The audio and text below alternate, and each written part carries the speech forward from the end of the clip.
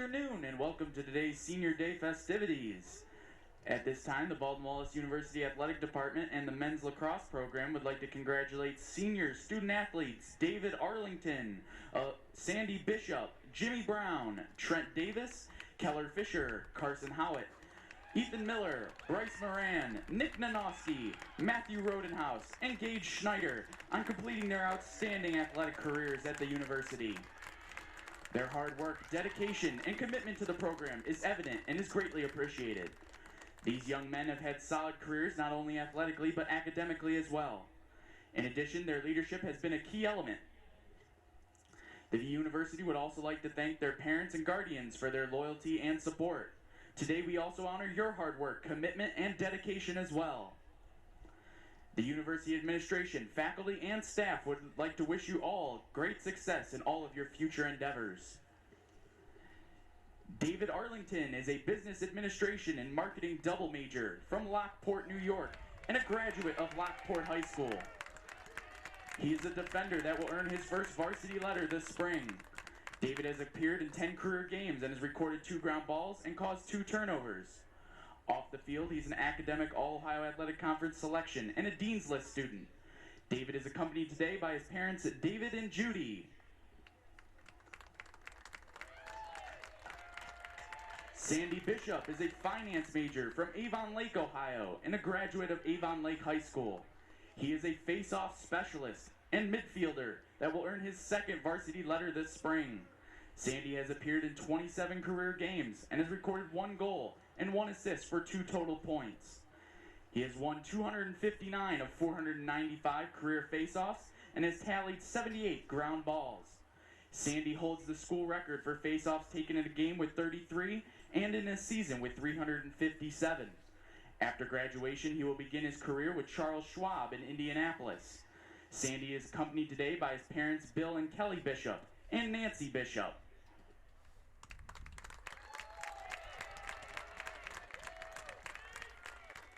Jimmy Brown is a biology major from Canfield, Ohio, and a graduate of Cardinal Mooney High School. He is a midfielder that will earn his 3rd varsity letter this spring. Jimmy has appeared in 31 career games and has recorded 5 goals and 5 assists for 10 total points. He has also tallied 30 ground balls and caused 8 turnovers. Off the field, Jimmy is a 2-time academic All-Ohio Athletic Conference selection and a Dean's List student. After graduation, he plans to attend medical school. Jimmy is accompanied today by his parents, William and Kitty Brown.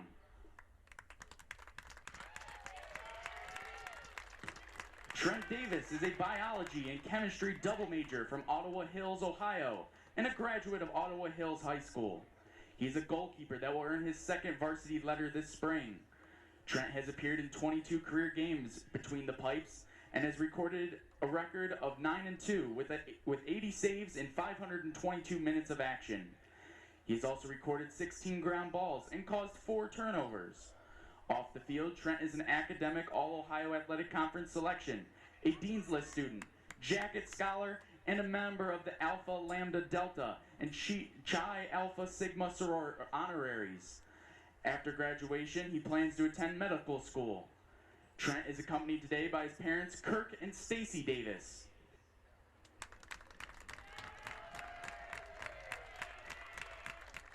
Keller Fisher is a marketing major from Rocky River, Ohio, and a graduate of Rocky River High School. He's a face-off specialist and midfielder that will earn his 3rd varsity letter this spring. Keller has appeared in 43 career games and has recorded 3 goals and 4 assists for 7 total points. He has won 217 of 407 career faceoffs and has tallied 116 ground balls. After graduation, Keller will begin his career with Oracle in Austin. Keller is accompanied today by his parents, John and Lynn Fisher.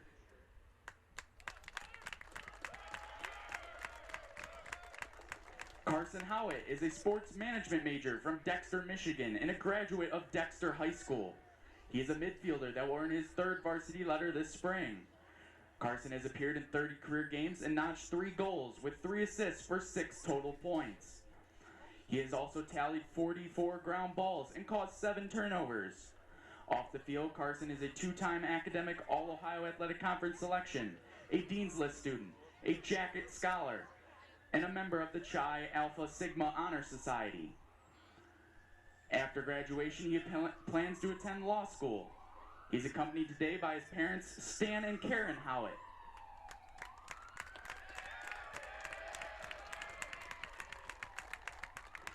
Ethan Miller is a public relations major from Delaware, Ohio, and a graduate of Hayes High School.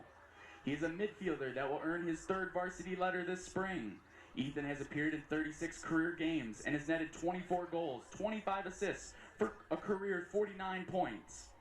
He has also recorded 28 ground balls and caused 5 turnovers. Off the field, Ethan has served as the social media contributor for the men's basketball team for the past 2 seasons. Ethan is accompanied today by his parents, John and Amber Miller.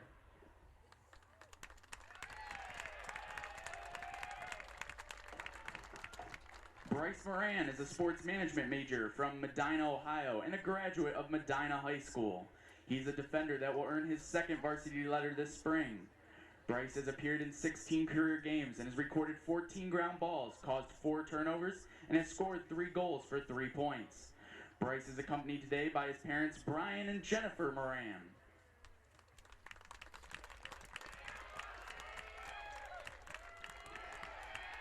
Nick Nanoski is a pre-physical therapy and pre-allied health major from Medina, Ohio, and a graduate of Medina High School. He's an All-Ohio Athletic Conference midfielder that will earn his third varsity letter this spring. Nick has appeared in 43 career games and has notched 37 goals and 25 assists for a total of 62 points. He has also recorded 49 ground balls, caused 11 turnovers, and has won 26 of 58 career faceoffs. Off the field, Nick is a 2-time academic All-OAC selection, a Dean's List student, a Jacket Scholar, and a member of the Chi Alpha Sigma Honor Society. After graduation, he plans to attend medical school. Nick is accompanied today by his parents, Mike and Christina Nanoski.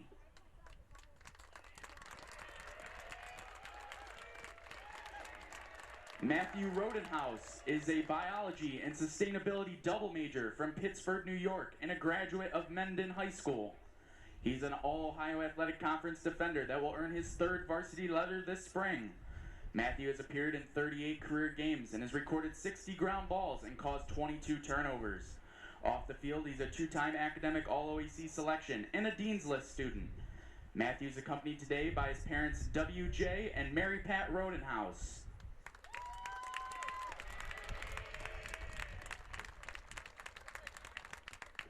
Gage Snyder is a sustainability and business administration double major from Hamburg, New York, and a graduate of Hamburg High School.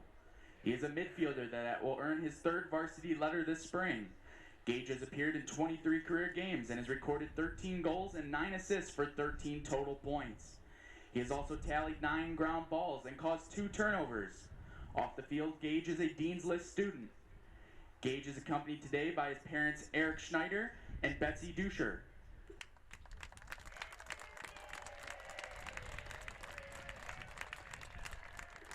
Baldwin Wallace again would like to thank David, Sandy, Jimmy, Trent, Keller, Carson, Ethan, Bryce, Nick, Matthew, and Gage, as well as all of their parents and guardians for all of their hard work, dedication, and commitment to Yellow Jackets men's lacrosse. Your efforts have truly made a difference both on campus and on the field. The university also would like to wish each of you best of luck in all of your future endeavors and hope that even after graduation that you come back and visit us often. You will always be a Yellow Jacket for life.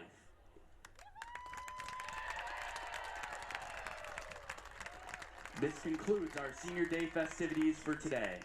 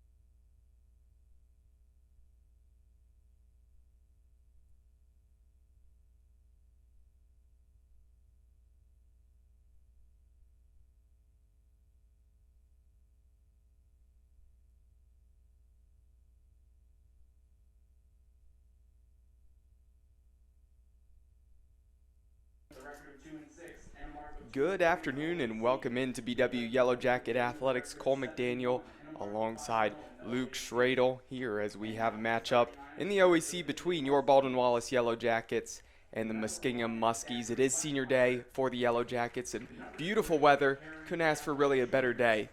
But I'm happy to be joined by you, Luke, and I know you are excited with your experience around this team and playing. Get these seniors go out there and be able to perform. Of course, coming into the year, talked about it before on other broadcasts, weren't sure what was going to happen with athletics, but they're here, they're playing, fall and spring sports going on at the same time, and happy to get to the point in the season where we finally hit senior day.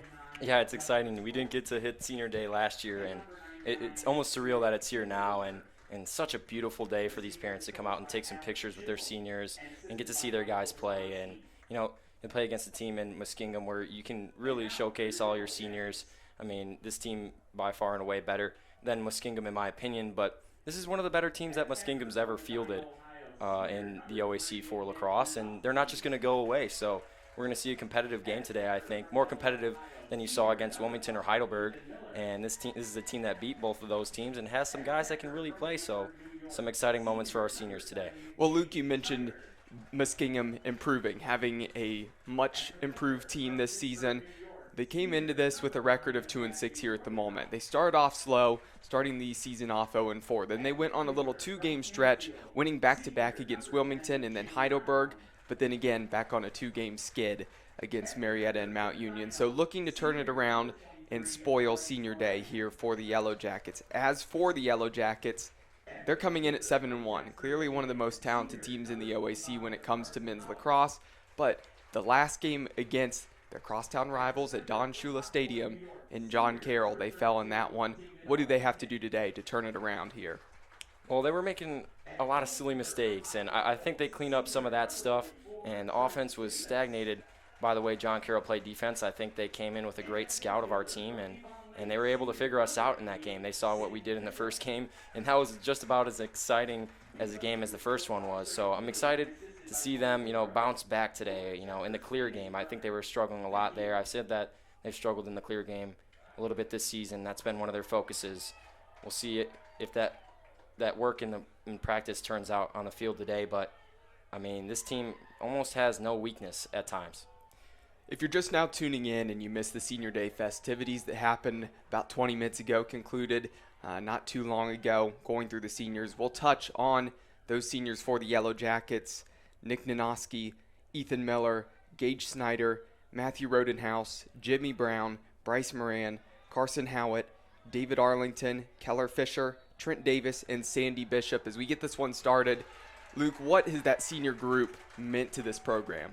I mean, it meant a lot to me personally, and they've meant a lot to these guys as leaders, and especially, Nick Nanoski, he's a returning captain. It's his second year as being a captain. Guys like Keller Fisher, you saw Sandy Bishop win the face-off here. He's dealing with some injuries, and he gets to come out today on senior day and win his first face-off and give his guys the possession here. So making a move to the right side, and we'll take a look at the starting lineups first for the Yellow Jackets here. Again, it is all seniors. Mention their names here at the moment, but talk about their positioning. In goal for the Yellow Jackets is Trent Davis. Here comes Muskingum on the break. On the attack, it's number 3, Nick Nanoski, number 5, Ethan Miller, and number 7, Gage Snyder. The rest of the starting lineup is number 9, Matthew Rodenhaus, number 10, Jimmy Brown, number 23, Bryce Moran, number 25, Carson Howitt, number 32, David Arlington, and number 88, Sandy Bishop. Again, all those seniors getting that starting action, looking to get the job done. As for the Muskies, taking a look at their starters on the field here at the moment.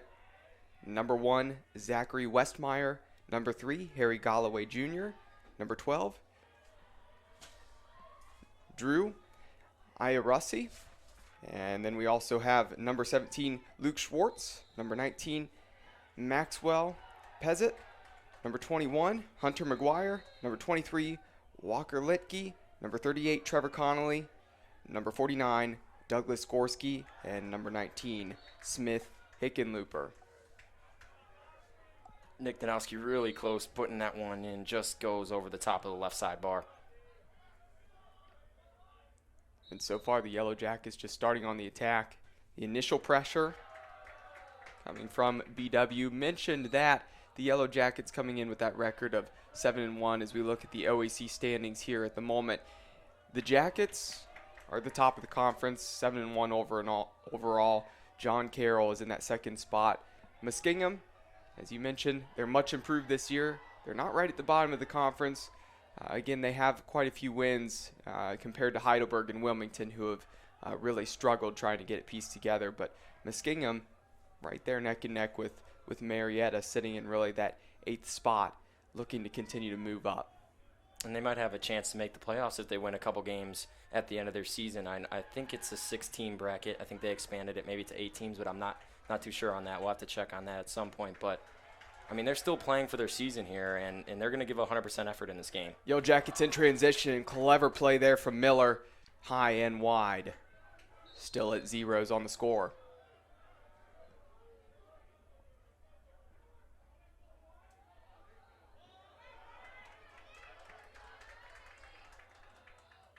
Here come the Muskies the other way. Again, the Yellow Jackets in their all-white uniforms.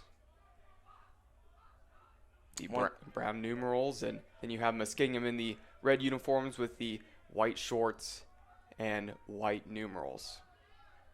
One thing that I forgot to mention about that John Carroll game is that it was non-conference. It was a Wednesday night game.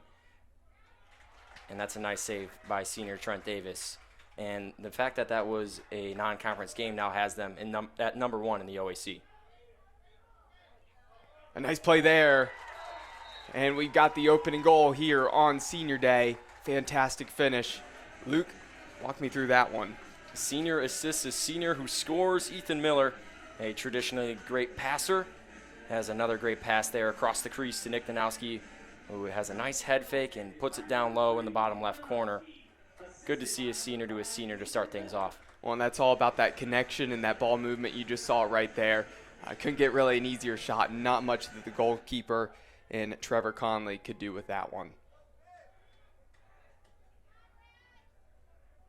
And that's one of the things that has made this team formidable this season is the way they work on the break. They've been excellent there. So that first goal coming with 11 and a half minutes left to go here in the first period. The face-off won by the Yellow Jackets coming the other way. Looking to get a shot off. That one just poked away. Still the Yellow Jackets maintain possession here. Operating behind the goal is number 4, Jake Nanoski. He's 2 weeks off an OAC Offensive Player of the Week performance. He's having a great freshman season. A nice shot there and just deflected wide by Connolly. The Yellow Jackets really putting on that pressure early, making Muskingum have to deal with it quickly.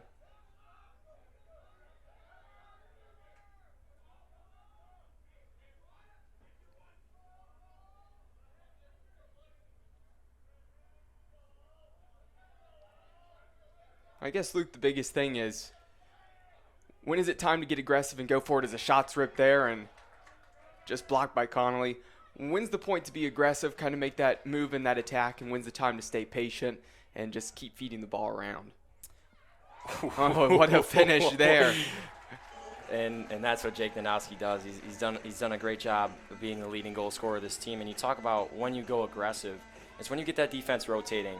You know, you move the ball once, you move the ball twice, you get a long dodge, and then you get going on the backside, and that's when you really start to get aggressive.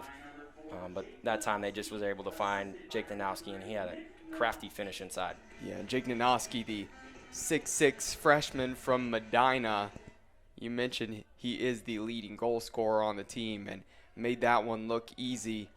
Again, accounting for many, many points for this team coming into the day. 39 points in total. Add to that tally and take them up to 40.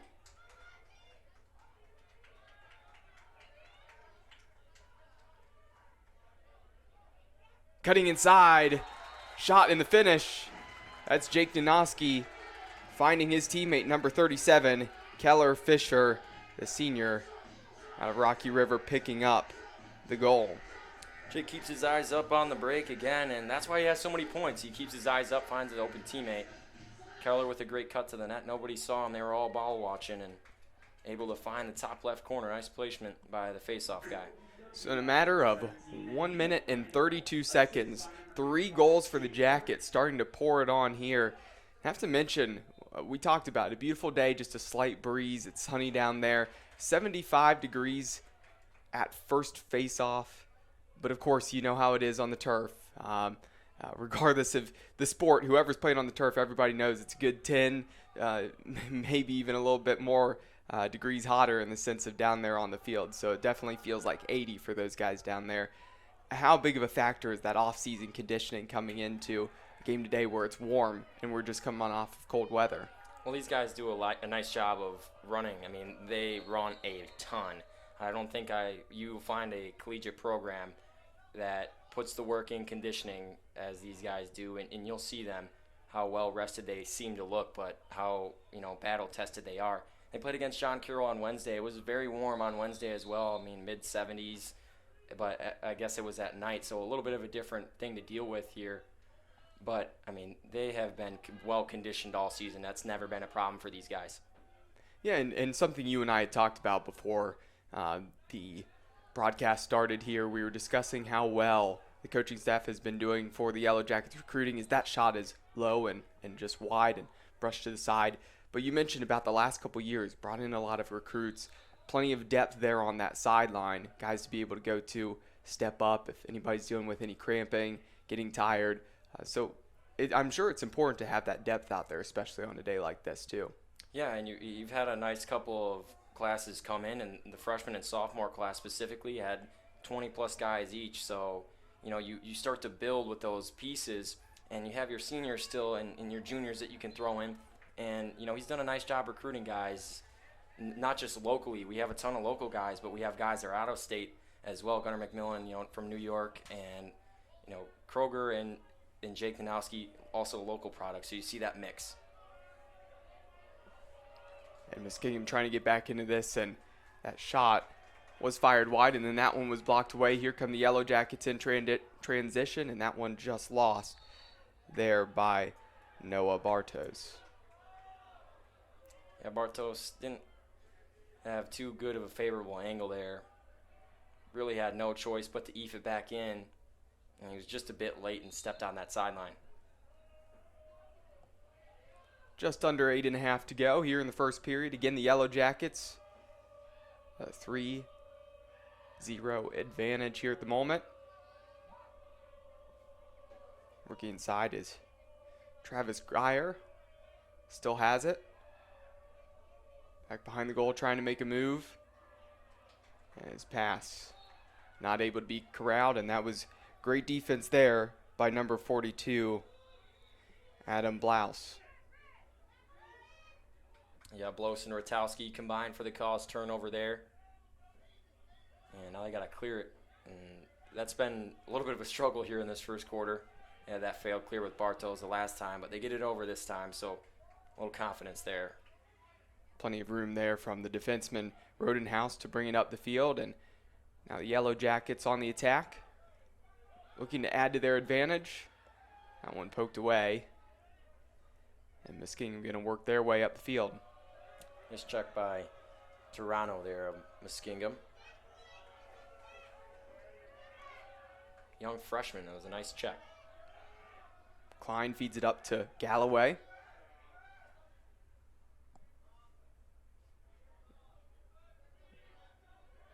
And in the middle, and can be several substitutions here for Muskingum. Get some fresh legs on the field, and they will look to go forward here, taking their time.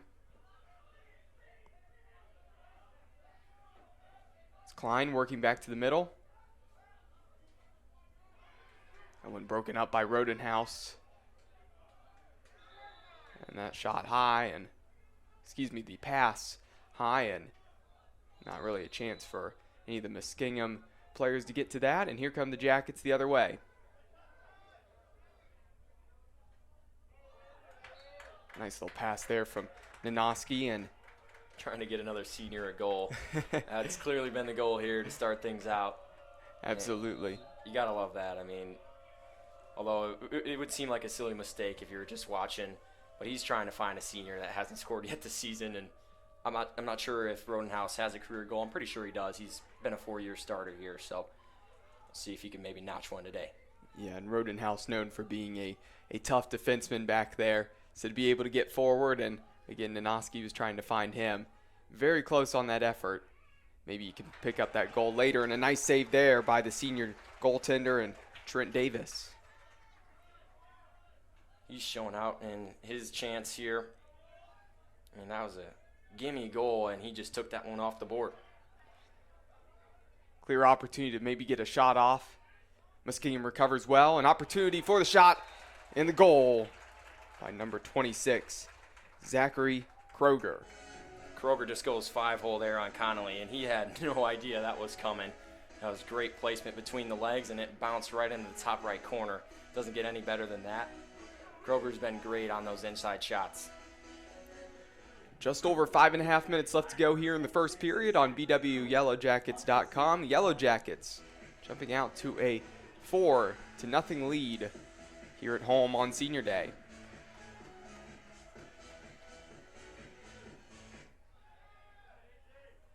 Right now at the moment, you mentioned it, Muskingum, they've really improved here this season.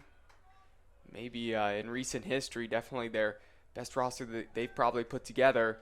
But at the moment, the Yellow Jackets just looking dominant. Yeah, and they put a lot of pressure on you in the ride and the clear.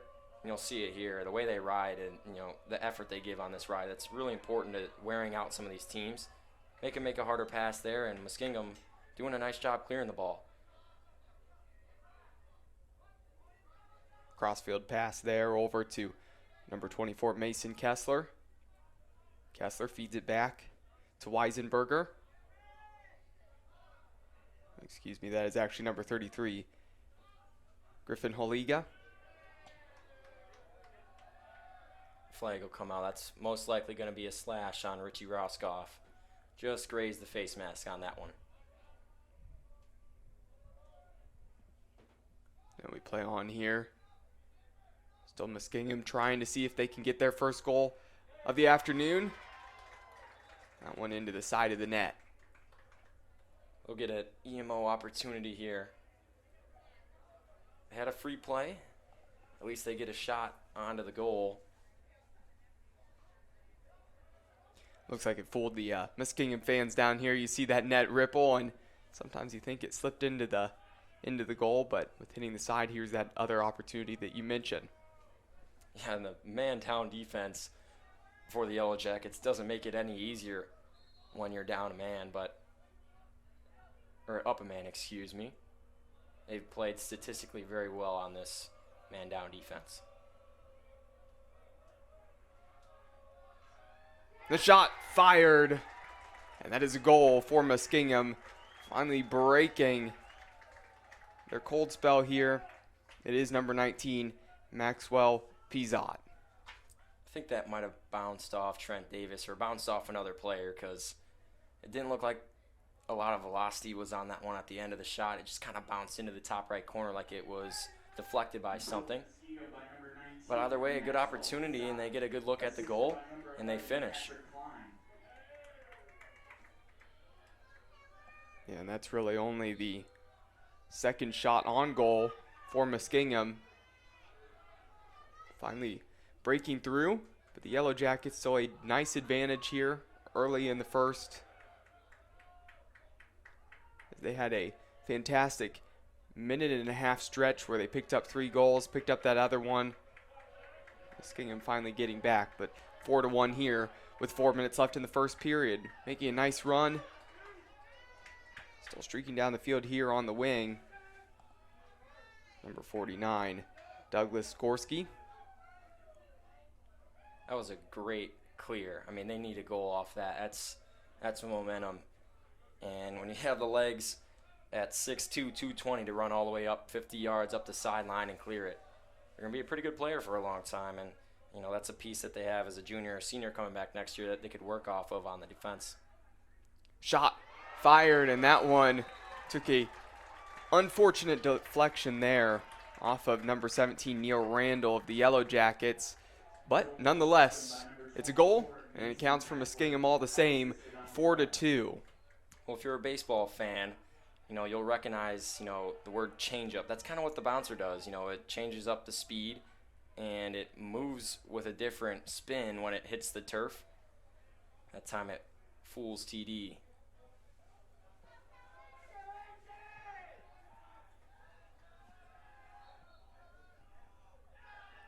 So right now, despite the advantage for the Yellow Jackets, shots are nearly identical. 10 for BW, 9 for Muskingum. It's just a matter of the Yellow Jackets getting more shots on goal here at the moment. Can BW quickly respond? Extend out their lead now that it's been cut into.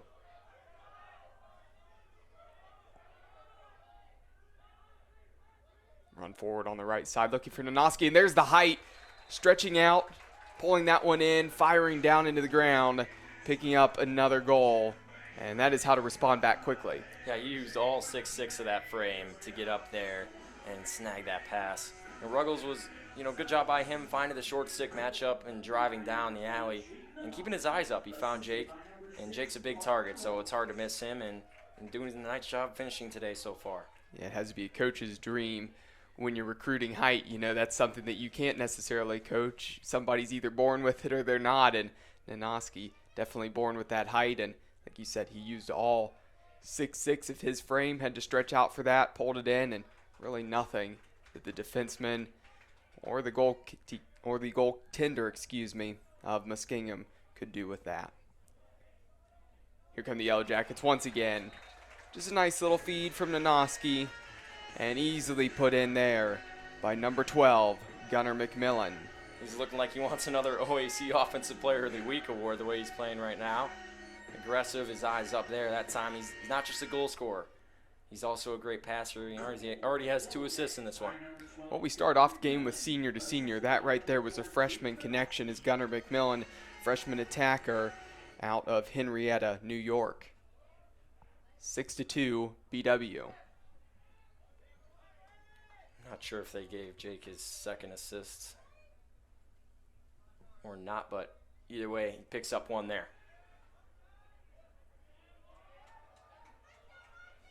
After the win on the face-off there for BW. Here's Nanoski. Plays it back. Shot ripped in. That one was rifled in by the senior, Bryce Moran.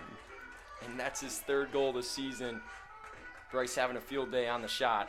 That was a tough bouncer to save. You talk about a changeup. That one was coming in fast out of a 6-foot pole, and that makes it tougher to save. That long stick shot is very, very, very tough to save, especially when it hits the turf. Something you don't see a lot, and it's a huge changeup.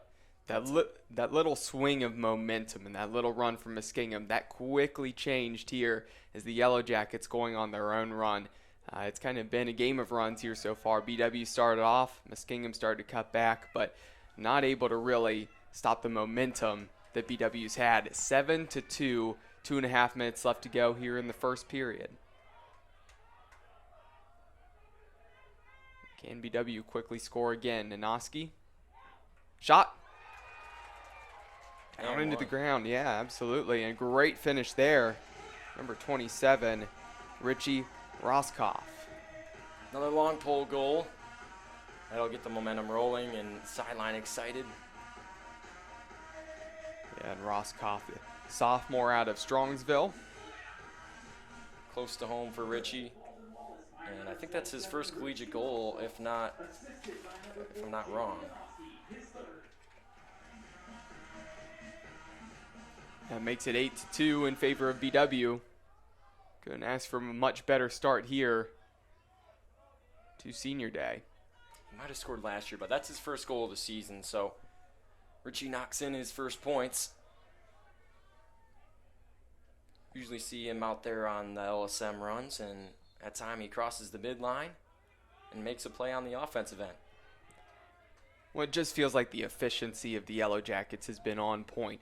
14 total shots, 11 on goal, and 8 scored. I mean, you're taking the most advantage of your shots when you've scored more than you've missed, even on frame, especially by a long ways. But we come to the first timeout, the first break. We will take it with them here on bwyellowjackets.com. Stay tuned for the rest of this first period.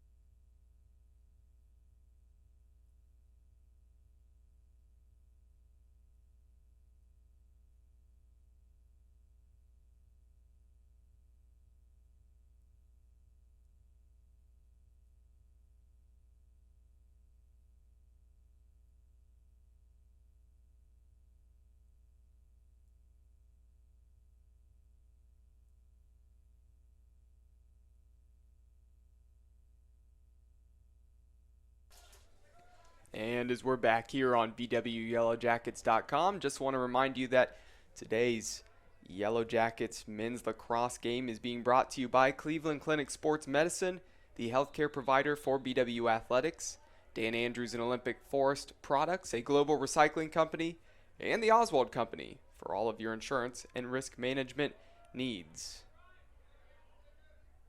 The Yellow Jackets back on the attack as we come out of that break. They're a man up after the and one from Richie Roskoff. I think it was an illegal check to the head, illegal body check. The pass just skips through. Shot fired. And that one right up into the upper corner. Beautiful shot there by Ferguson. And that had to be going 95 miles per hour plus. I mean, Owen's got a cannon.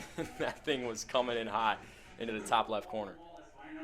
Yeah, and that was one where that would be tough for any goaltender to be able to react to that quickly. So that was rifled just up into the top corner. Conley probably didn't even see that go if he blinked his eyes. Yeah, that's why I would never be a goalkeeper in men's lacrosse, because you're taking 95, 100 mile per hour shots, and Owen's got an absolute cannon. And that time, he put it exactly where he wanted to. Here come the Yellow Jackets once again in transition. Pass to Nanoski. Gets down on the floor. Tries to fire. Would have been a tough angle. You know, he's got the talent to be able to pull that one off, but well defended by Muskingum. A little bit of an easier save for Connolly there after a tough shot last time out. Here's Muskingum on the far side. Number 22, Hazen Powell. We're back to even strength. 9-2 Yellow Jackets. We're under a minute left to go here in the first period. The move by Powell, fired wide.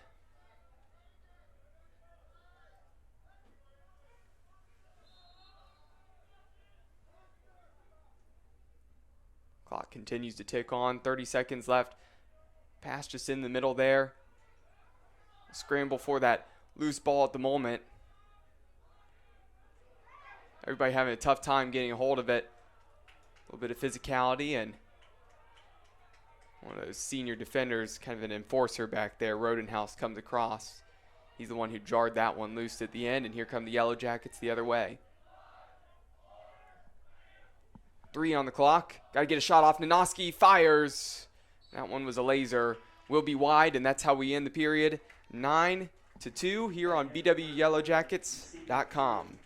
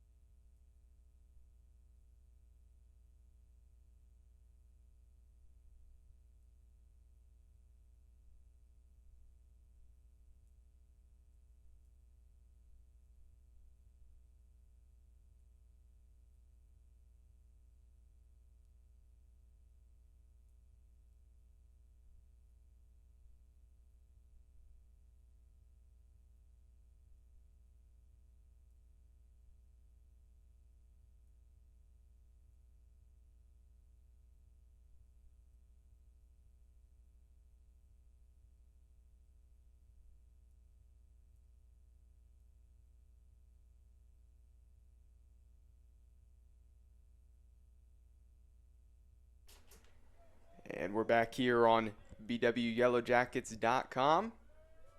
Start of the second period here. The Yellow Jackets hold a 9-2 lead on Senior Day. Face-off won by the Yellow Jackets. Carson Howitt working way up the field. Boy, that was a risky pass down to Keaton Trout, but he was able to hang on. That's a nice job of valuing the ball. If you're just now tuning in, Cole McDaniel here with Luke Schradel. Luke, good to be with you. Like I had mentioned earlier, that first half, you know, it was an interesting one, a great start for the Yellow Jackets. What were your thoughts here on that first period? We were able to shore up the mistakes fast and get things rolling.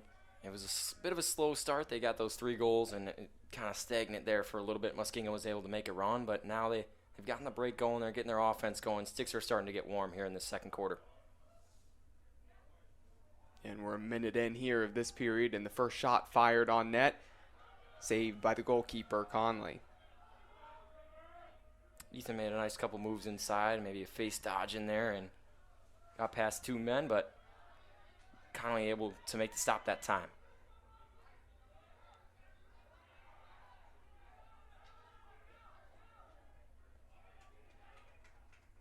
Kind of a desperation pass in the middle there. Westmeyer not able to come away with it. But that one's going to be last touched by Moran. Good work on the ground ball by Muskingum to give him a much-needed possession here.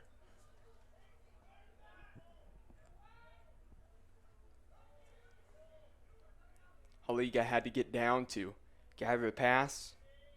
Able to do so. Gets over to Spencer Zucchini. The Yellow Jackets defense deals with it again.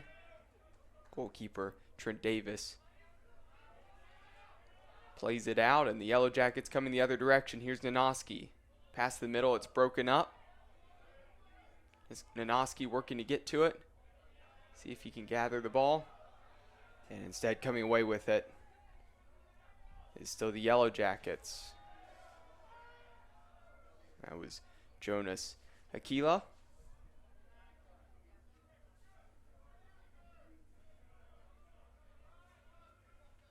And BW going to slow it down a little bit here as they make a substitution. Checking in, it's number 77, John Schultz. Excuse me, that's Schulte, and Schulte, some nice size there for the Yellow Jackets. Mentioned some of the size they have. Again, he is 6'5", let's sit 185, and I mean, the height advantage that BW has over some of the other teams in the conference is always pretty crucial. Yeah, I mean, you know, 2 tall guys that can really shoot the ball in 6'6" Jake Nanoski and 6'5" John Schulte. You know, height isn't necessarily as important in lacrosse as it is in other sports. I mean, lacrosse players come in all shapes and sizes, and whatever fits your game the best really works. And sometimes with those taller guys, you know, they're able to fit that prototype of a great outside shooter, and that's what John Schulte does for this team.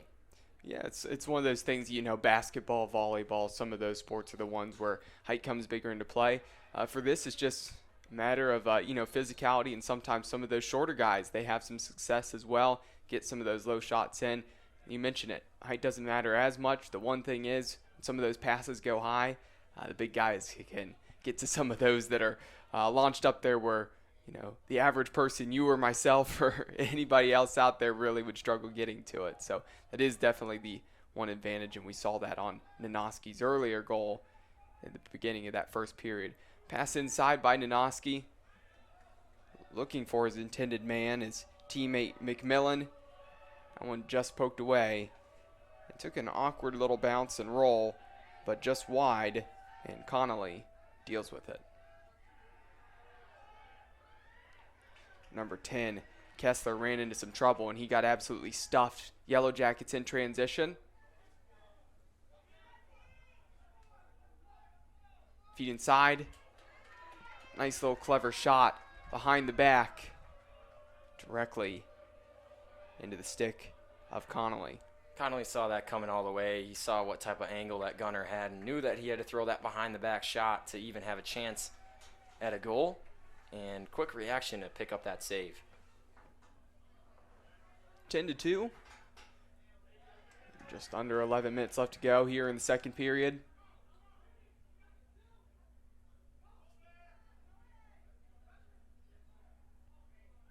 Several substitutions for Muskingum.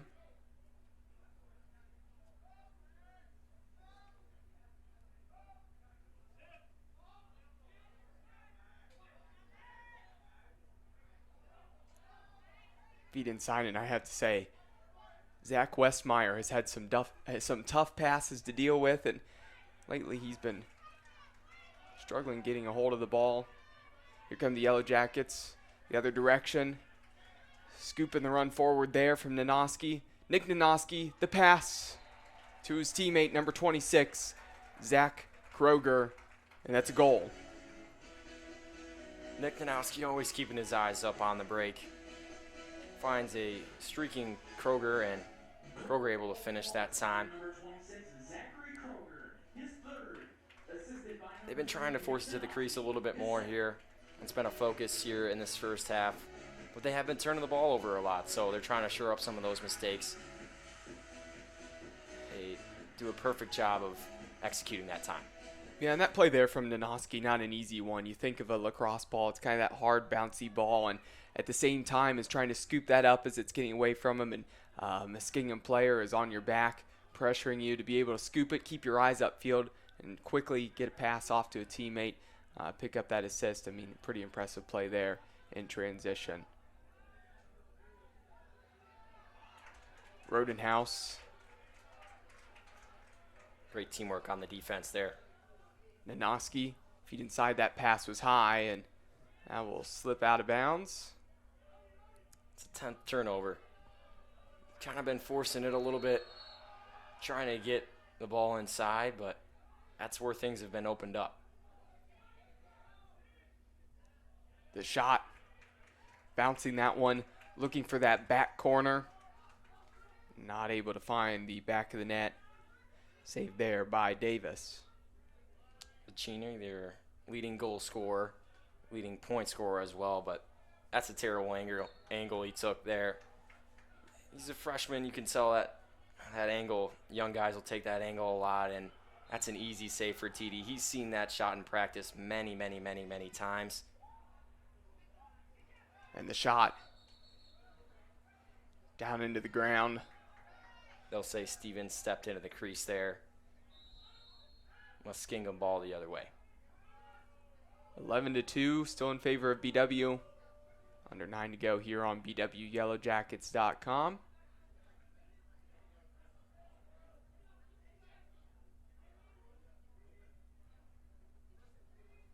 Westmeyer backing up, looking to make a little run. Well defended there by number 17, Neil Randall. Pass a little high. Tough for Akia to deal with that one.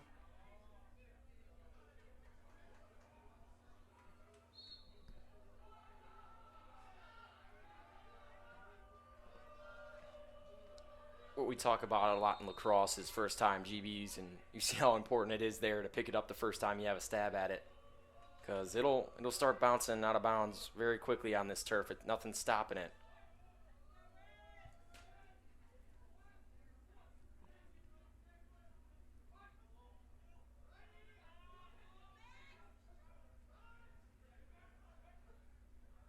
Well, and one of the things also that if anybody out there who, needs comparisons of really or don't have too much of an experience with lacrosse, it's one of those things that's a little similar for, of course, you being a lacrosse player, and I played soccer.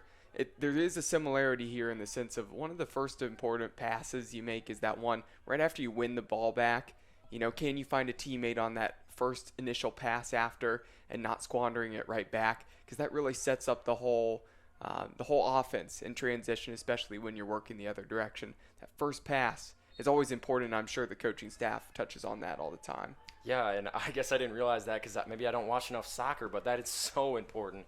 That's a great analogy. And we talk a lot about here at BW spiking the ball, picking it up off the ground, and throwing it right away.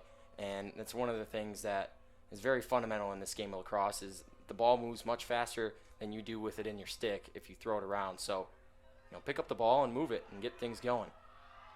Yeah, and that's something that the Yellow Jackets, they did a good job of so far at the start of this game. You mentioned here a little bit lately starting to force it, seeing a couple passes go high, wide, kind of awry. Tough to get that under control. Yeah, Coach Keeley not going to be too happy with the turnover numbers.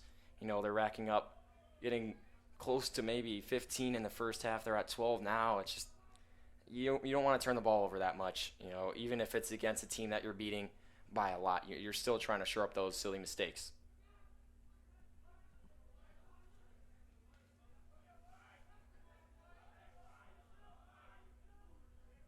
Muskingum attacking here on the left side of your screen. Been a while since they've picked up a goal. It's been since the first period. Not too many shots here as of late either, as there were pretty similar shot numbers in the first period. But the Yellow Jackets have come out to a huge lead there. 24 shots compared to just 11 of Muskingum now. And it's partially because of the stifling defense from BW. Shot clock violation.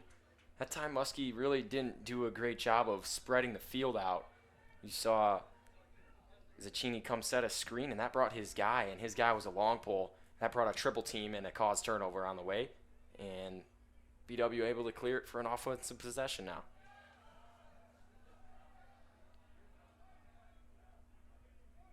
You see the penalty flag there on the field. It's offsides on Muskingum. They have 7 out there on D, but they get to play with that extra man while the flag's out there. And so the Yellow Jackets looking to make something happen. The move there, little shimmy from Ethan Miller. Feed to Nanoski.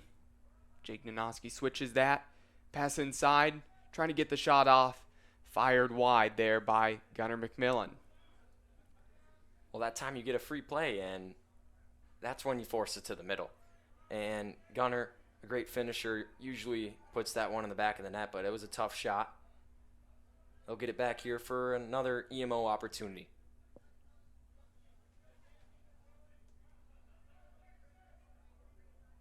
Five minutes left here in the second period. Getting close to concluding this first half. Yellow Jackets coming in at 7-1 atop the conference. Muskingum needing a big comeback here. At the moment, just need to get a little bit of momentum. It's been all BW here as of late. Trying to show off the speed there. Number 23, Litke. Gets up past midfield. Cross field over to Patrick Klein. Klein, the freshman midfielder out of Stowe. Went to Stowe Monroe Falls High School, and that shot. Blocked by Rotowski. He couldn't get it around him, and Rotowski does a nice job of soaking that shot up. Yeah, a little surprised that McGuire tried to fire there, especially with several players in front of him. It was going to be tough to make that one through, and not able to do so. We've got timeout on the field. We'll take it with them here as the Yellow Jackets maintain that 11-2 advantage here on BWYellowJackets.com.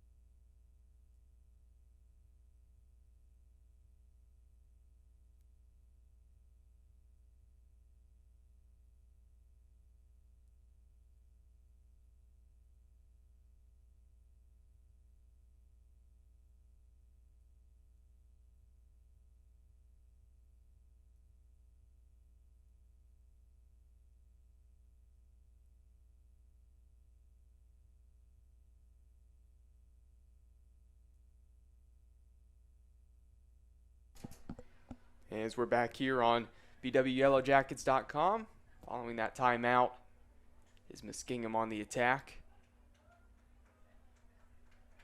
And again, Zach Westmeyer, junior midfielder out of Dublin, went to Dublin Kaufman High School. Not able to handle the ball there, lost it, and BW coming the other way.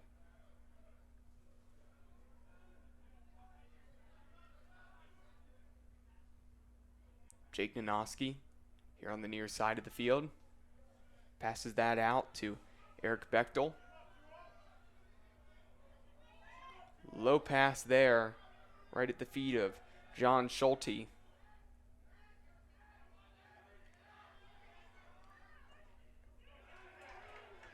Nice move there by number 22, Hazen Powell.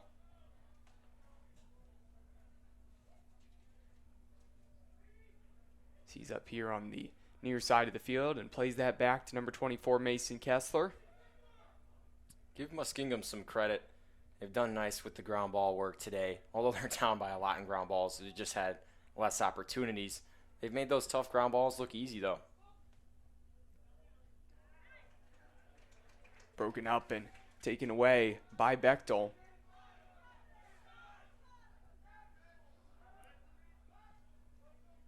Recovered again by Byerly. And that's saved by Connolly. I'm thinking maybe Jake Nanoski should have shot that one. He had a great look.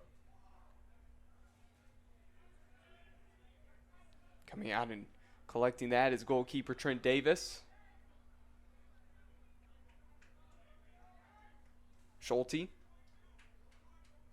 Up to Nanoski.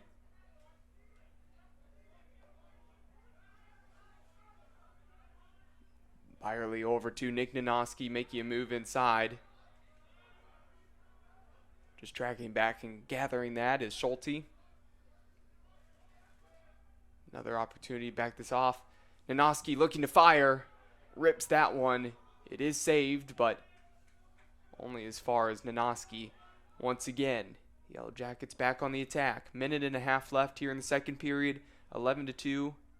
So in favor of the Jackets. Jake Nanoski across to Schulte. Schulte fires, skips that one in. And a goal, make that 12-2. And Jake Nanoski tallies his fourth assist now. And talking about the height earlier, it's definitely showing there.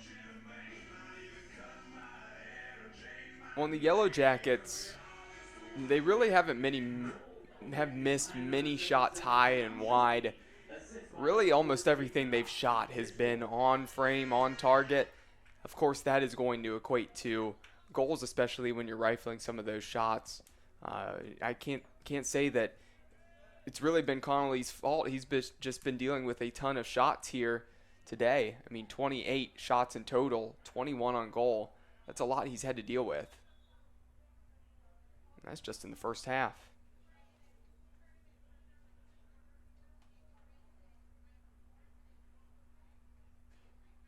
And we've Muskie shaking up down here on the field. And as the training staff is dealing with this here, we will take a quick break on BWYellowJackets.com.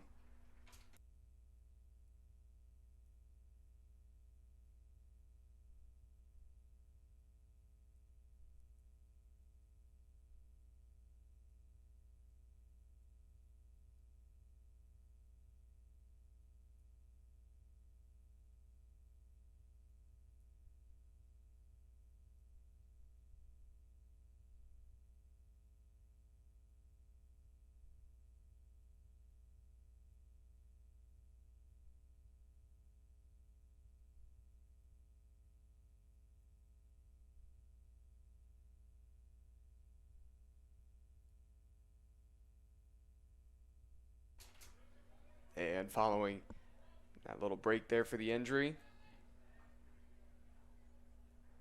we are all good. And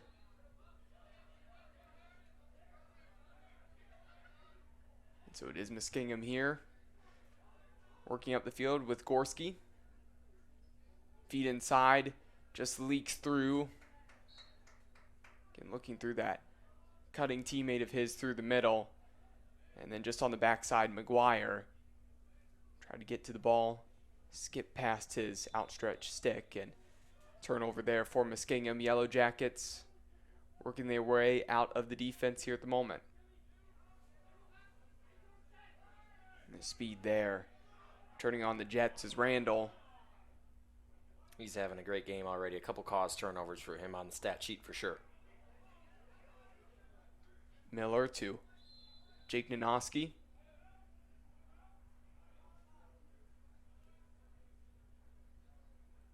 Looks like a Yellow Jacket timeout.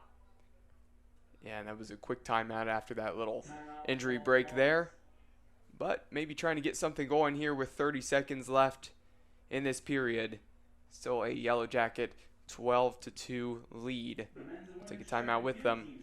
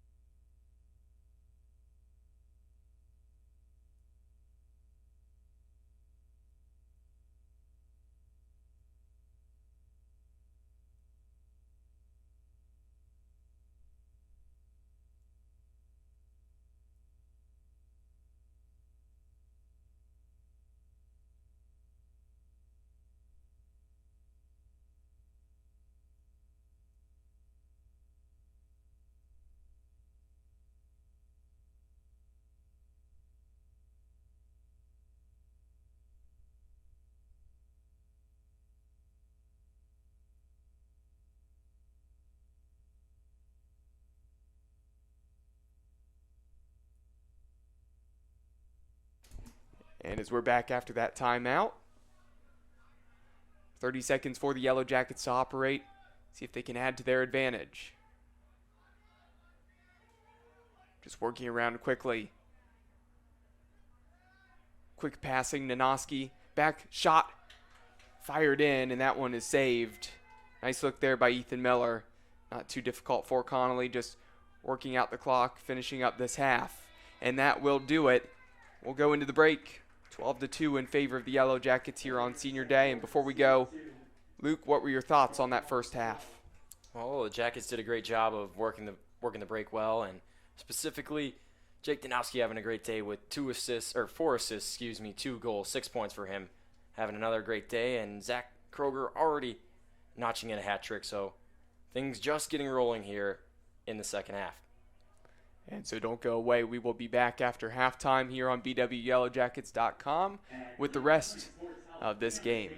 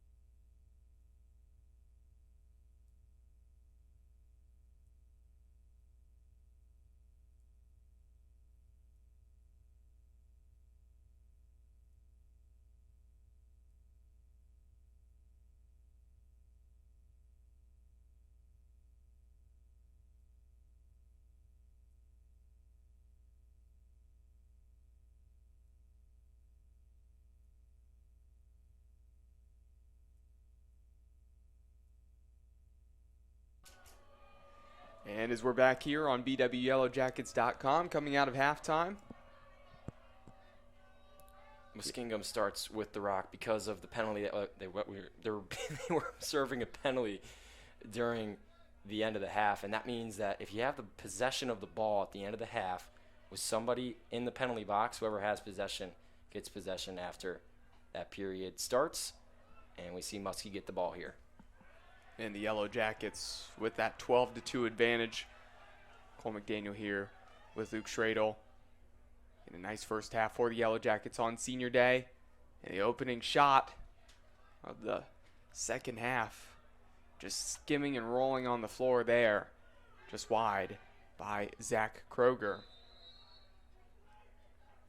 And as we get this second half started here, just want to remind you that today's Yellow Jackets men's lacrosse game is being brought to you by Medical Mutual of Ohio, the healthcare provider of Baldwin Wallace University, Buffalo Wild Wings in Medina, Strongsville, and Warrensville Heights. Buffalo Wild Wings, the ultimate place to get together with your friends to watch sports and eat wings. And Barron's Bus, the official charter bus company of Yellow Jacket Athletics.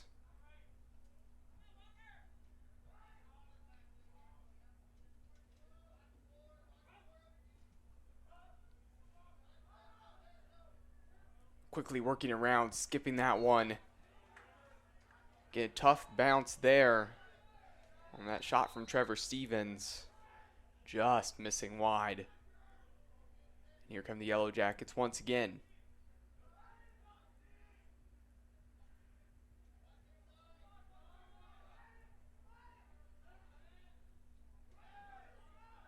Stevens. Nanoski. A shot and a goal by Nick Nanoski. Nice finish there by the senior from Medina.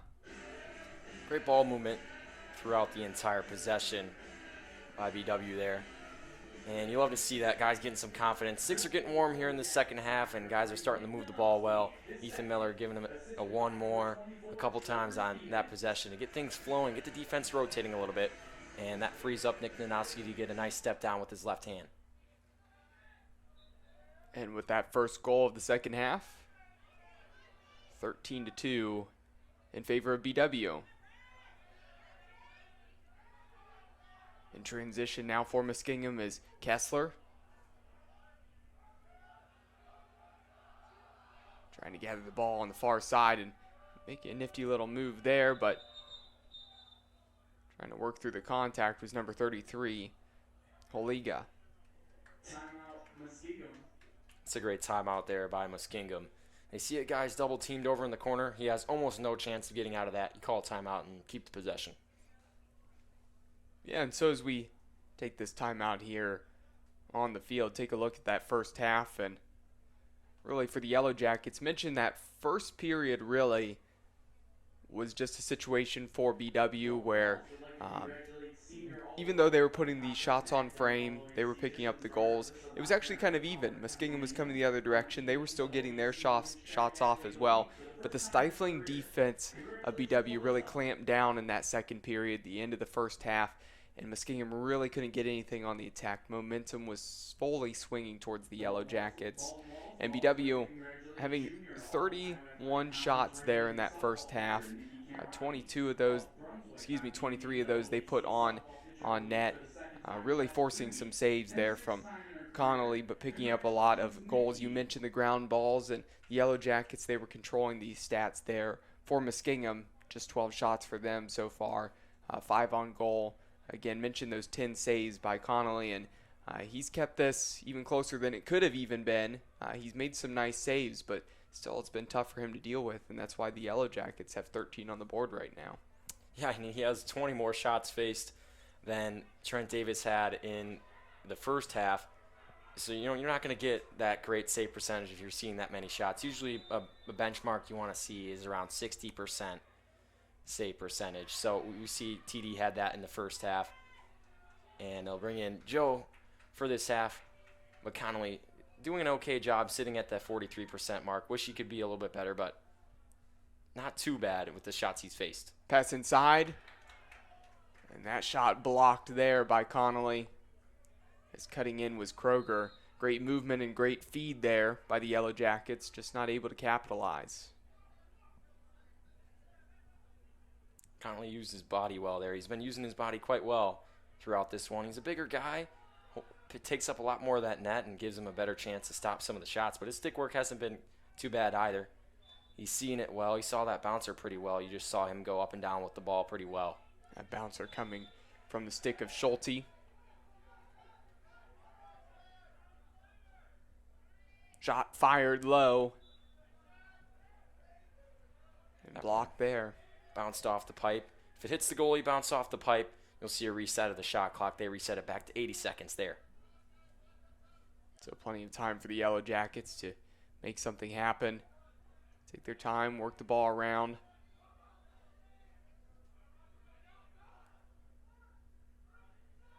Move inside, looking for an angle to shoot. Byerly passes it over to Schulte. Turnover there on the Jackets.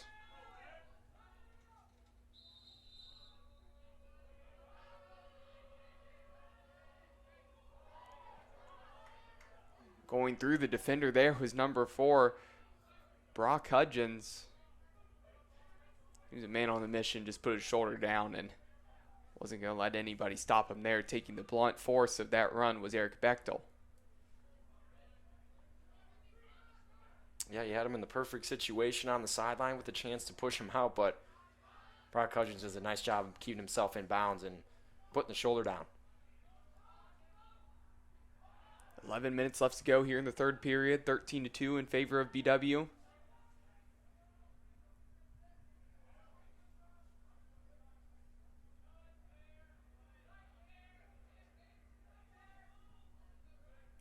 A pass back. McGuire to Kessler. With the way this Yellow Jackets defense pressures out so far, it's tough to get anything started when you're tired and you just played defense for a long time. Some of those guys come on and, you know, they haven't got a touch in their stick yet, so that's why you see a lot of silly mistakes with the teams that don't get as many possessions in a row as you usually see. In a shot clock violation, you see they make it so tough with how aggressive they play on ball. Well, and the thing with Muskingum, and you're seeing it right now, is they don't have as much size as the Yellow Jackets. A lot of smaller, shifty guys. If they can make their move, get around the defender, great. But if they're trying to play, you know, physical with one of those defenders at BW, I mean, they're just mismatched there on the size, and you're seeing the physicality of Yellow Jackets be a little overwhelming and too much for Muskingum to deal with at times. And they slow it down here. They want to get a good possession in with this third line midfield. Working forward right now is Yellow Jackets on the far side. Lost there by Parker Ruggles.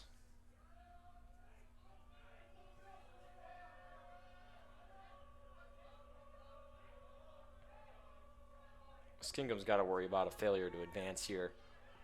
Wasted a couple seconds in the back. And they do a nice job of getting it over.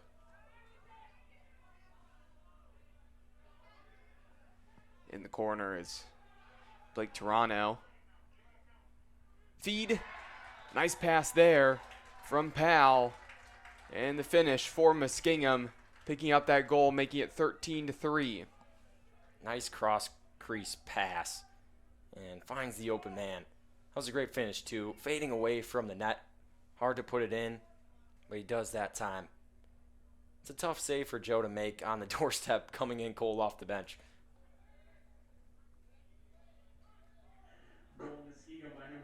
Usually when you're a goalie, you want to face an outside shot first. Something that goes into your stick and you see well. That time he didn't even get a chance to see it. The guy popped right in front of him off the cross crease pass and dunked it. And that goal by number 19, Maxwell Pizot, sophomore from Beaver Creek.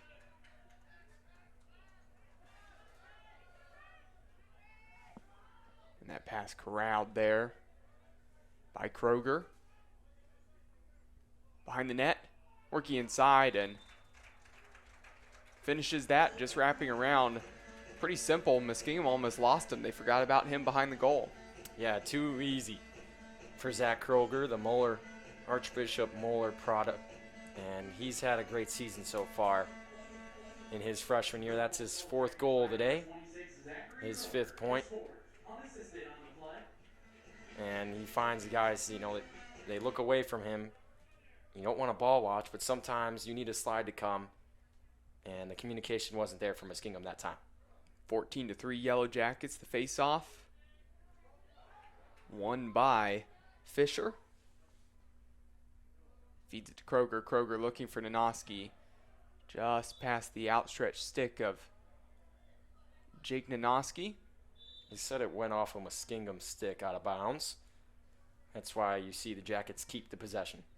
Yeah, probably an accurate call there. A little tough to see from up here, but did look like it maybe took a slight deflection. Again, if it's out of the reach of Nanoski, might have had a chance of being tipped. So official gives the Yellow Jackets benefit of the doubt. Keep their attack going here with Ethan Miller. Miller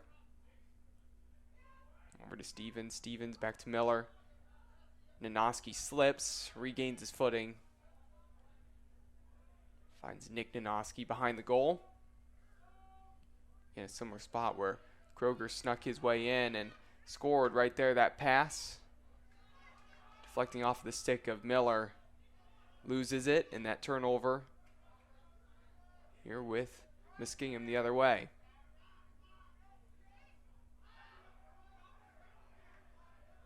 Hutchins has been one of the bright spots for this Muskingum team so far. It's short stick D-mid, and he's done a nice job on ball defending and a nice job clearing so far. Klein to the middle. Westmeyer looking to make a move. Still has it, rolling to the right-hand side. Feeds it to McGuire. McGuire with Rodenhaus on him.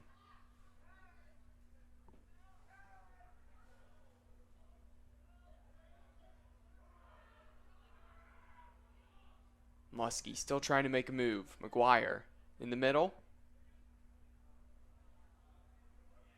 And that one slips away.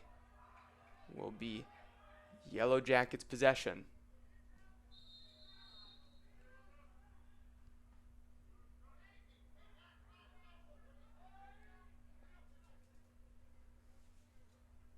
Long pass there. Skips up and gathered by Stevens.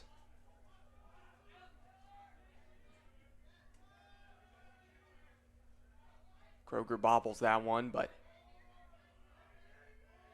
able to gather it, and now here's Bechtel. Bechtel back to Byerly. Looks like Muskingum has switched over to his zone defensive sorts. And really keeping their bodies in the middle, trying to make it hard for the Yellow Jackets to penetrate, get inside.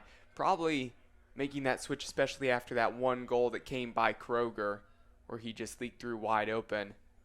They're trying to pack that middle, make it tough on BW. I just don't think a zone would be the right thing to switch to against this offense. Usually they play a sort of a 1-4-1, and that's kind of a zone-breaking offense, if you know a thing or two about lacrosse. Yeah, and it's one of those things, too, where one of the biggest things when you're dealing with the zone, you see this across other sports. I mean, you think of basketball. Somebody shifts into 2-3 zone. You have somebody check up in the middle. You find them in the middle. They can kick it out when everybody collapses and pinches in. And, that's a way to break through a zone, really, in almost any sport that you would see that. So that is something the Yellow Jackets could definitely do. And we will wait to see if Muskingum sticks in that defensive zone they started in there, but we will take a break with them here on this timeout by BW on the field. You're listening to BWYellowJackets.com.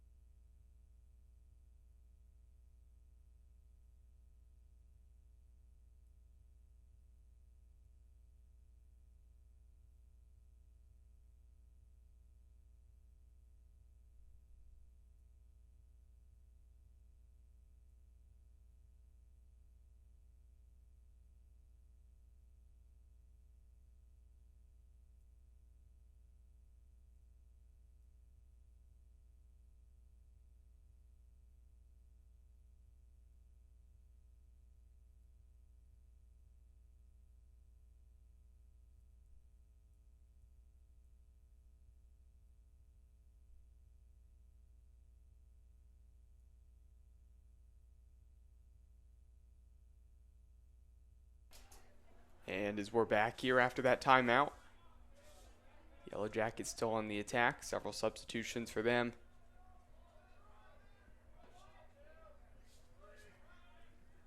Snyder to the middle.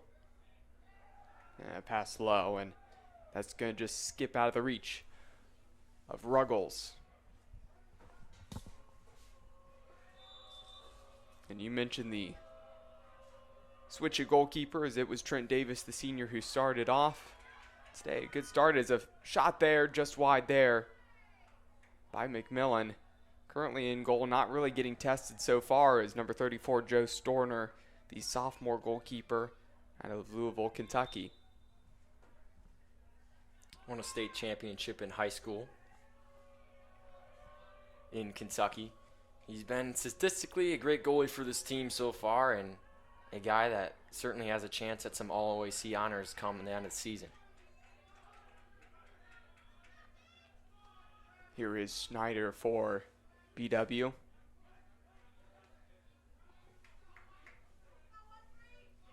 Just over 4 minutes left to go here in this third period.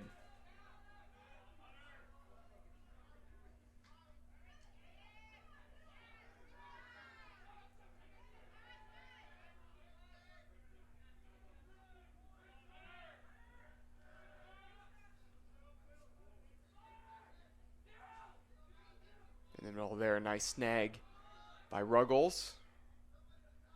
Being chased out to the right side. Here's Jake Nanoski. Really nice snag by Ruggles. He's a left-handed guy. He snagged that one-handed with his right hand.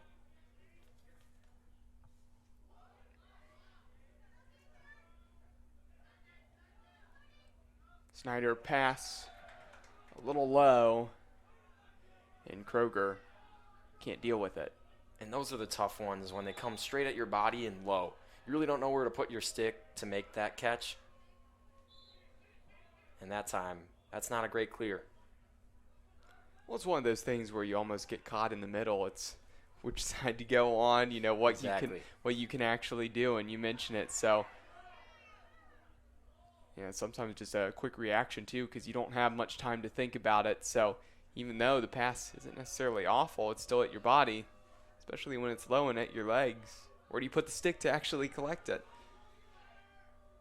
Yeah, and that's why you put the best three sticks out there on attack. You know, those are the guys that are going to be able to make the best catches, or, you know, able to value the ball the most for you. You guys that don't turn over the ball. But Kroger just got really unlucky on that one.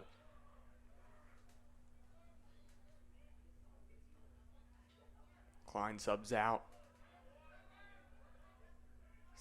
Klein subs in. Kessler left it for him.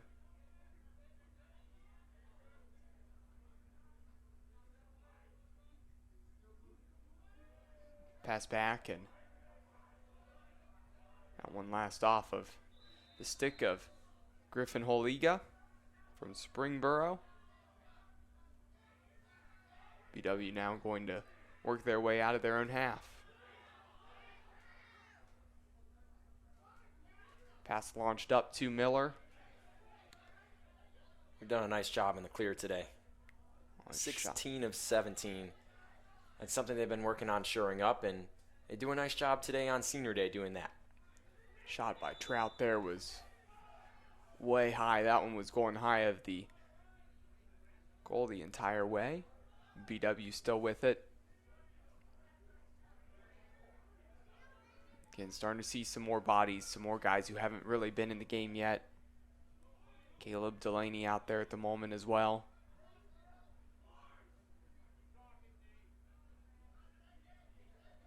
Nice little move there by Nick Nanoski, just not able to shake free.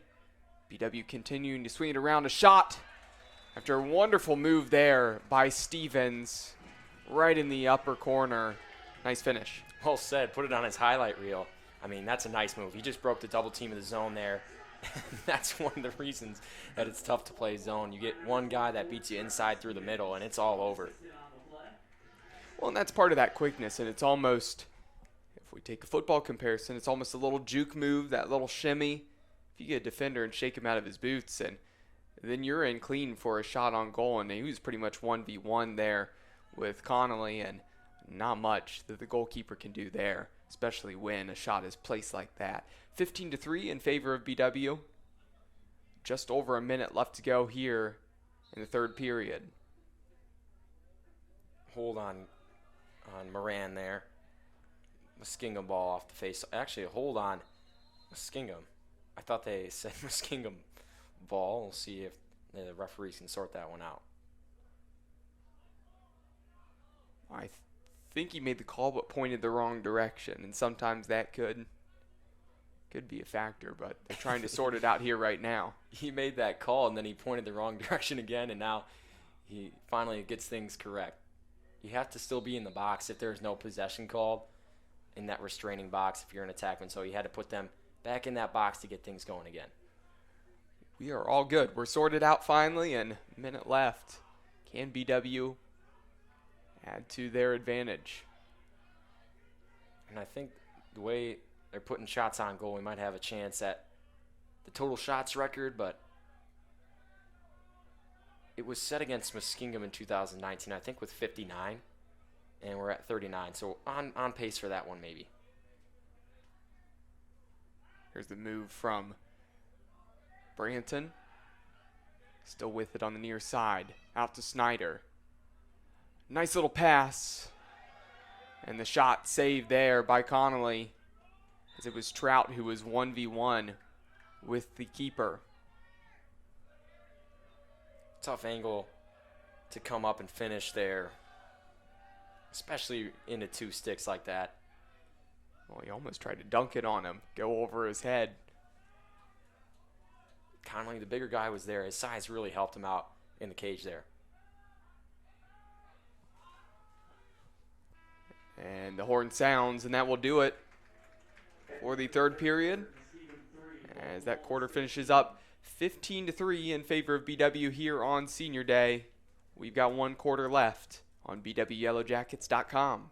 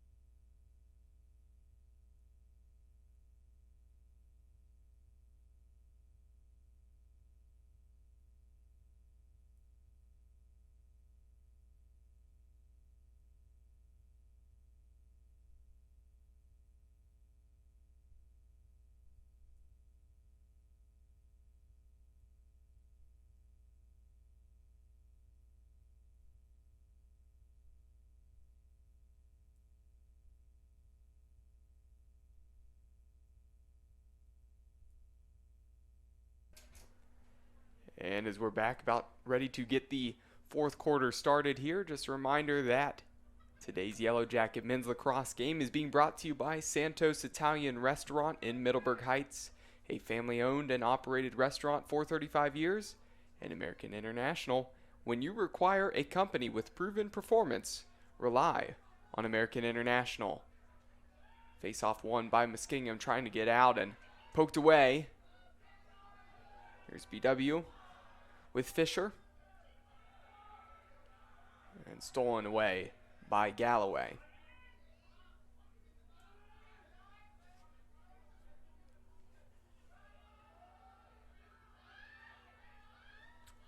we go with the full senior lineup to start things out in the fourth quarter.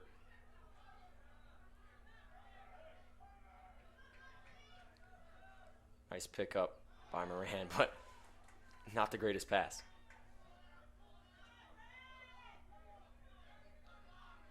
And as we had the first face-off, the temperature out here was at 75 degrees again. Has to be over 80 degrees on the field.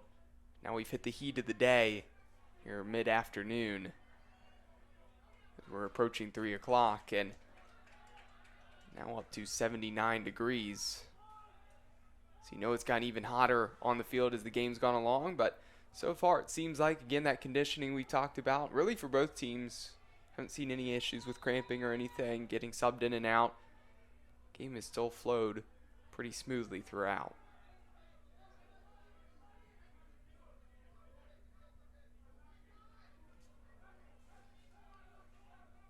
Powell working over to the near side.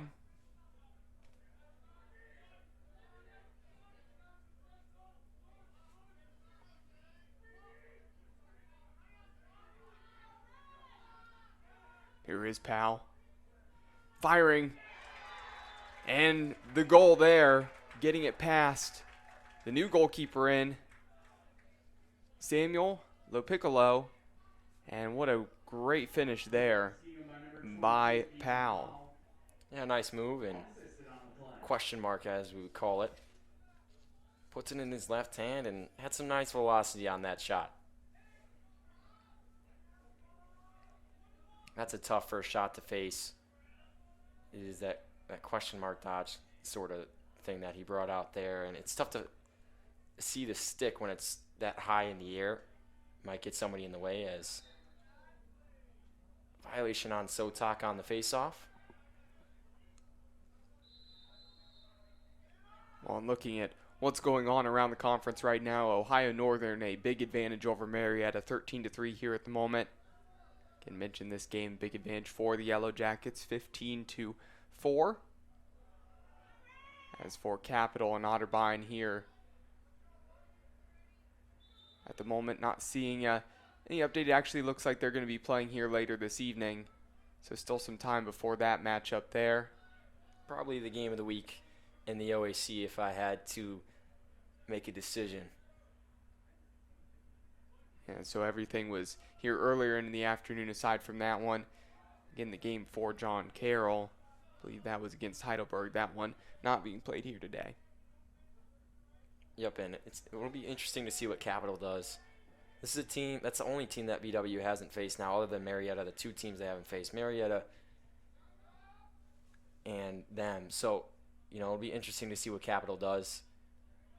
I think they won against this team back in 2019. Ooh, what a nice shot by Bechtel. Excuse me, it was John Carroll versus Wilmington here today.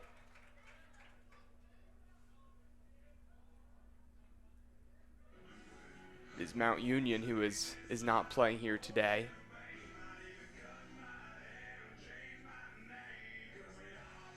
So you have no game for Mount Union and Heidelberg. A goal there by Bechtel. Yellow Jackets extending that advantage 16-4. 12 minutes left to go here in the fourth quarter.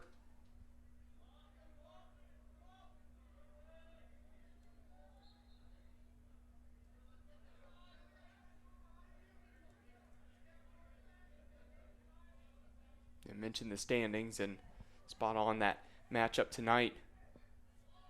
Early for Otterbein.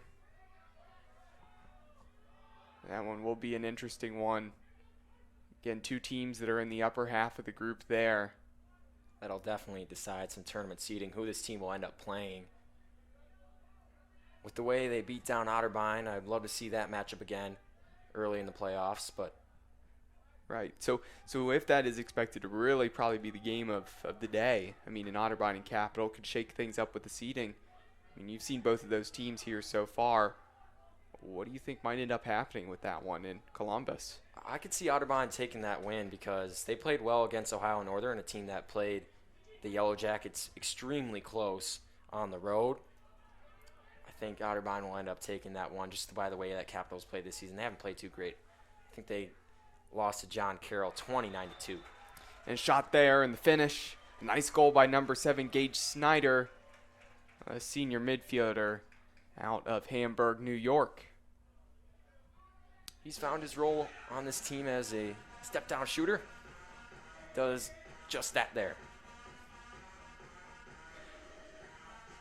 One place that the coaching staff of BW has recruited very well has been New York here the last few years. Always seems like there is a nice percentage of that roster that does end up coming from the state of New York. Again, definitely some lacrosse roots up there and bringing plenty of talent here to the state of Ohio. Yeah, a lot of Buffalo guys on this roster. Some connections, I think, with Keeley in that area. But, you know, a lot of guys from the East Coast, typically in this sport. That's where you see the better high school lacrosse being played, out in Maryland, out in upstate New York. So 10.5 minutes here. After that goal, 17-4 for the Yellow Jackets. Declan Tubbs does a nice job breaking that tough double team. Crossfield passing, that was launched off the upright, hitting that frame of the goal. Snyder, he put everything behind that shot. Yeah, you saw how fast it came off the pipe. No one had any chance of getting there fast enough to back up that shot. And Muskingum able to hustle and get the possession. Need the gun out to check the speed on that one. That one was coming in fast. Him and Olin are the two guys that really can shoot it with some velocity on this squad. All the guys can really shoot it. Anyone that you see playing right now could easily shoot it over 85 miles per hour. Westmeyer here on the near side of the field. Skips a pass to Holiga. Looking to make a move is Kessler. Fires, skips it, and that one skips into the upper corner. A nice finish there. And Lopiccolo, the goalkeeper, not too happy with not being able to gather that one. Yeah, he's upset. You know, when you only get a couple shots to face, and he's only faced 4 minutes so far in goal here, and as a young freshman, you want to make the most of every opportunity, and that's why you can see him quite upset about that one. It was a tough shot to save, though. I mean, not too many guys are going to be able to corral that bouncer that's going to go from all the way down in the bottom corner to the top corner in your eyes. And the freshman has a little bit of a quickness back there, just not quite as much size as the other goalkeepers here on the roster. Yeah, but he's a guy that has a lot of talent. If you watch him in practice, he's a great goalkeeper, a guy that could certainly see some time here as a Yellow Jacket. Spotty almost went the wrong way. Good communication by the sideline. Yeah, you heard the parents down there as well shouting his coming out of that little tussle there. Nearly turned the other direction, but I think the call on the change of possession was offsides or too many men. It had to be. Splitting through two Yellow Jackets there, making a nice move is Durso. Now here's Powell. And Powell for Muskingum has really been their more dangerous offensive weapon here lately. Having quite a few effective shots, and feels like he's been a bit more of an impact player for them as of late.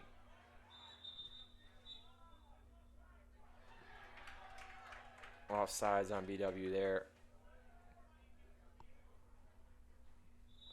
Delaney just went over the 50.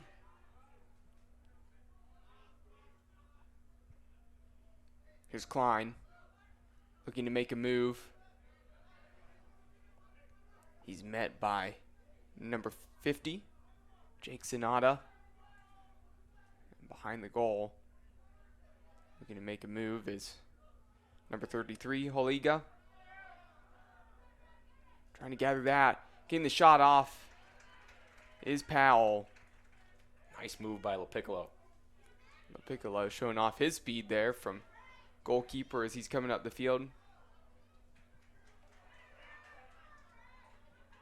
Ball's just bouncing around there. Finally gathered. by Trout. Snyder, move inside. Looks like he was going to have an easy shot on goal, but maybe bumped from behind and fired that one high. And it was tipped there. Remains with the Yellow Jackets. Shot saved. Looks like they switched back out of that zone now.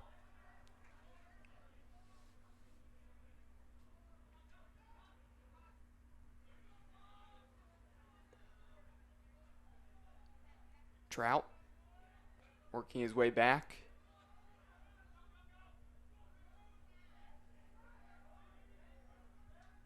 Byerly still with it. Strange no call. You got hit right in the head. Usually they consistently call that one a slash. Yeah, and I was thinking that was going to be slash as well, as looked like it was Drew Iarussi who really got a hold of Byerly there, but again, officials just letting them play on, and they come the other direction, 17-5. 6.5 minutes left to go here in the game. It just feels like the pace of this has just slowed down a little bit. It was pretty rampant for BW for a while, and felt like the game was moving quickly just of how fast they were playing on the field. And there's a shot and a goal there by Spencer Zucchini, the freshman from Beaver Creek. A nice finish by him. But I mentioned right before that goal and that shot there, just things have started to finally slow down here, die down as the game's coming to a conclusion. Yeah, and you see Muskingum statistically playing better than Otterbein did against this Yellow Jacket team. You know, they've slowed down in this fourth quarter. It's been an even fourth quarter. And even if you look at the second half stats, it's overall 5-3 in this half. And, you know, if you're Coach Keeley, you look at that and you maybe get a little bit upset with how your team played in the second half, but still enough to get the job done.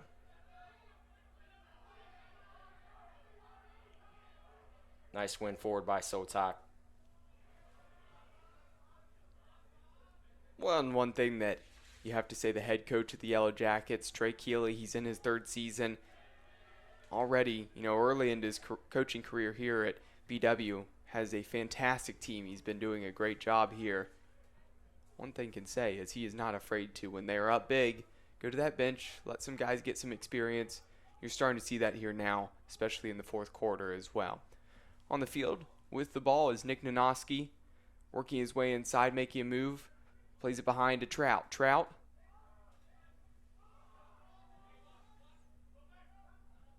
Branson. Nanoski. Trout behind the goal.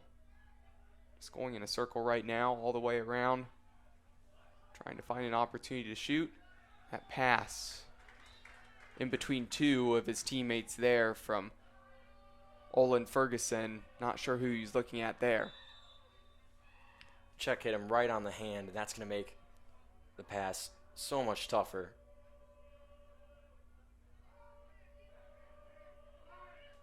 Trout showing some effort on the ride, but unfortunately can't get the check to land. Here is Powell. Over to Klein, who just subbed in. Under 5 to go in the fourth. Westmeyer can't handle it, and I have to say Westmeyer has had a tough day for Muskingum. It feels like it's just been a difficult one, not going his way. That one slips away from Trout. Should easily be able to get to it, as it was slowly rolling towards the corner.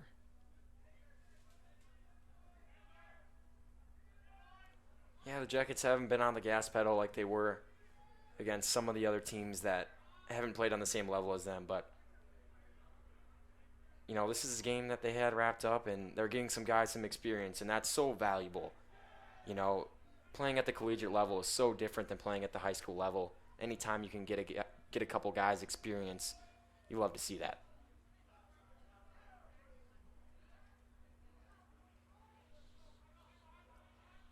Trout trying to work his way inside. He makes a nice move. It's blocked away by Connolly.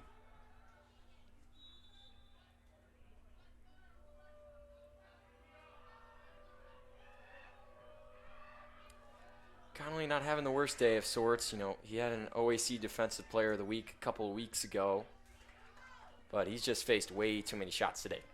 In transition, this one could be an easy one if they're able to gather the pass, and that one gets away from Ferguson.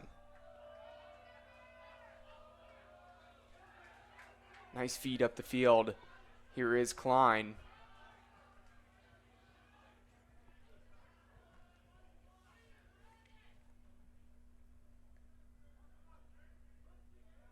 If you're Muskingum, some of the goals, you know, you want to get some more shots here. You want to run your offense. And you draw a flag, and that gives you an opportunity to work on your man up too.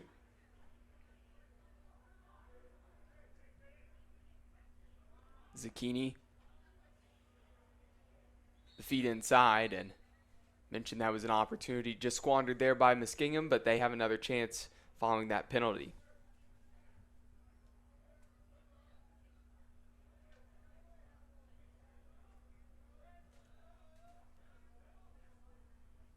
Jackets have brought in Will Scursey at goalkeeper as well, so each goalkeeper getting a shot today. Still one to go. Zach Knoll, unfortunately, not going to get a chance today, but Scursey, the junior, out of Mars, Pennsylvania.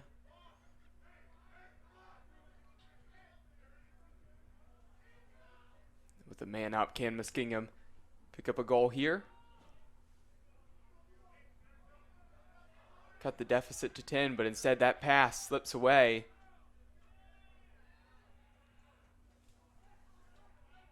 Nice couple of pickups on the sideline there to keep things alive by Haliga. Pass inside, and the shot. That one just goes wide for Muskingum. Looked like a pretty good effort. Just not able to get it on target by Zucchini. He's their leading goal scorer, so they try to feed him the ball inside with the left hand. That's where he's strongest. That time, the crafty finish didn't go.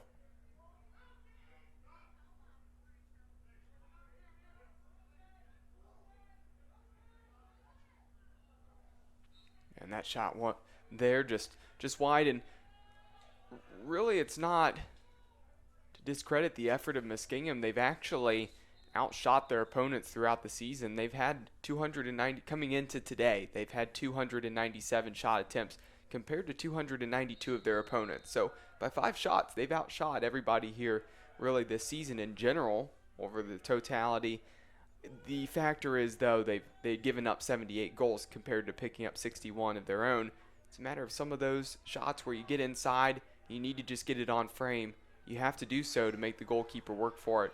Because if the goalkeeper can't come up with a save, you know, you can pick up a goal, and that's going to be the big next step for them on offense. Yeah, but they've definitely shown some growth compared to what I saw them do a couple seasons ago against this team. They've definitely made leaps and bounds from where they were 2 years ago.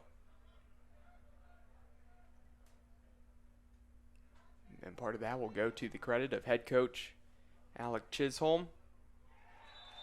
Again, improving that Muskingum team, but Yellow Jackets just a little bit too much to deal with, and Yellow Jackets have been tough for really any team in the conference to deal with here right now. Caleb Delaney picking up that goal. Nice finish there, 18-6. We're under a minute left in this game. The 13th Yellow Jacket to score in this one. Caleb Delaney. Also a Buffalo guy.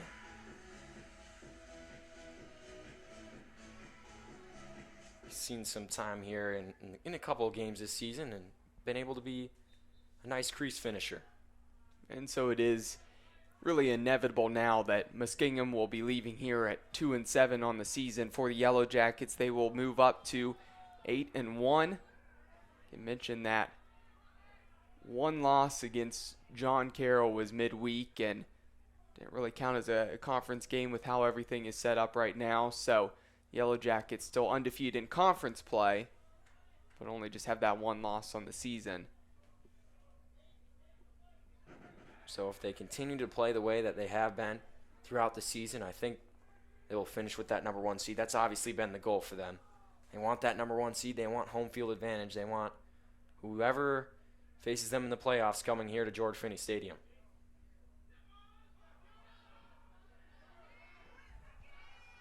And so that will do it with the final horn. Yellow Jackets on Senior Day. They get the win 18-6.